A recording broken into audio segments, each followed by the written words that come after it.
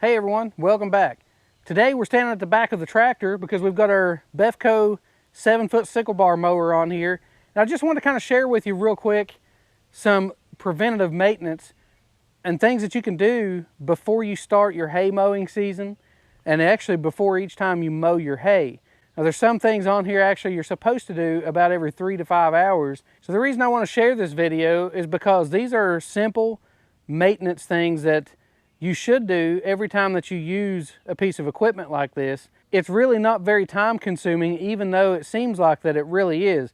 If you're in a big hurry to go out and use your piece of equipment, then you may feel like that you don't have time to do this kind of stuff. But I'm going to show you that it only takes a few minutes to do this, and you can get every grease point on this and lubricate it everywhere it needs to be in just a matter of a few minutes. So the first area we're going to tackle is actually these rocker arms in here that move our knife sections back and forth and our guards back and forth. And these are all pretty easy to get to. We're going to be using our Dewalt 20 volt max grease gun.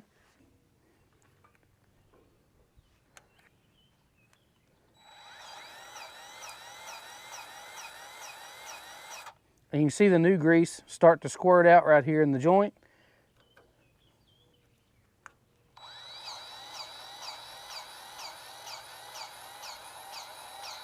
Same way there. And then we're just going to move down here to the bottom.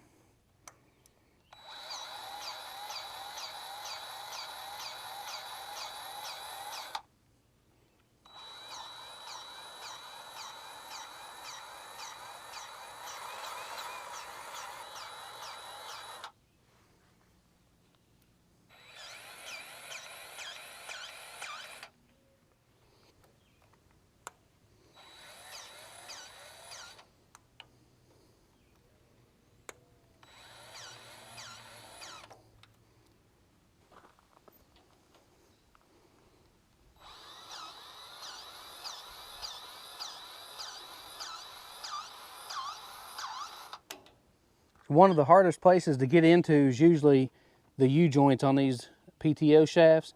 This one actually has couplers on both ends of it. So I'm going to pull it loose on this end. And what that's going to do is allow me to get in there and bend this at a sharp angle to be able to get my grease gun in there to that fitting.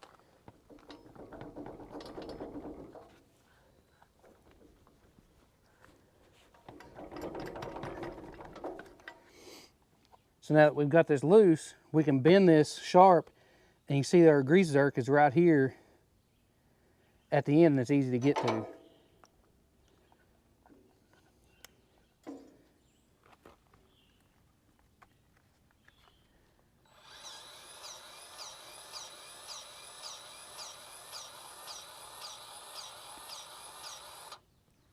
And when you see that new grease squirting out, then you're good to go.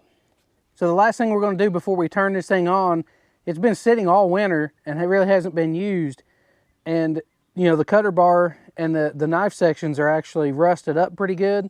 So to try to take any precautions from any of that kind of stuff being seized up, I'm going to go through and squirt a nice coat of oil on this entire bar and kind of let it soak for a couple minutes. And then we'll just go over to the tractor and turn it on and let it kind of work that oil in there real good.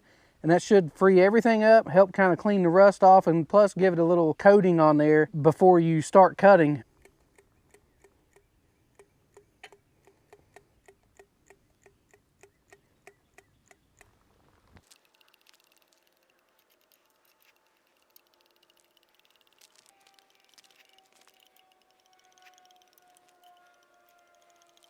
So now that we've got everything lubricated good, we've got all of our grease points greased, and our cutter bar oiled up good. Now it's ready to start the tractor up and turn it on and give it a little test run.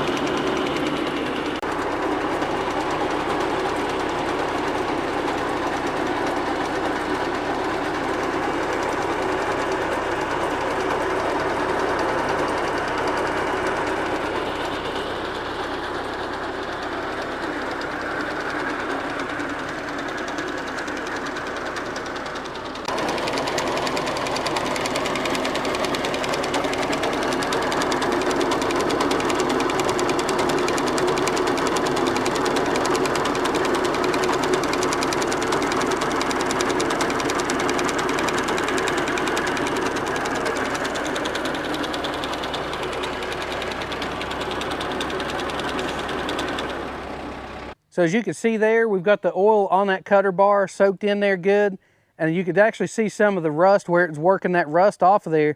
And if you just left that with no lubrication on it, then it'd just be metal on metal and it'd kind of be that much extra friction there. But everything on this thing seems to be running really good and smooth. It's nice and quiet. There's no clanking or banging or anything like that. So it seems to be ready to go hit the field. Only problem is I can't hit the field today because there's actually calling for a severe thunderstorm warning right now, and it's probably going to be too wet and rain. After today though, it's supposed to be good weather, and I believe there's a front coming in. It's going to give us a little bit less humidity and all that kind of stuff. But man, this year has been so tough for us. I missed my window about 3, maybe 4 weeks ago. I couldn't come home in the evening time and cut the hay in order to go ahead and bale. And I thought I wanted to cut it all at one time and get it raked and baled all at one time. So the days that I was looking at, I was having to work, and I know that I can't do 600 or 700 bales of hay in one day by myself. So I was looking at days that I was going to have some help here, and I couldn't get that lined out. So what I should have ended up doing is just cutting some in the evening time, enough that I could handle myself, and then trying to get that put up and then do another section. Because what has happened now, my hay is way too ripe.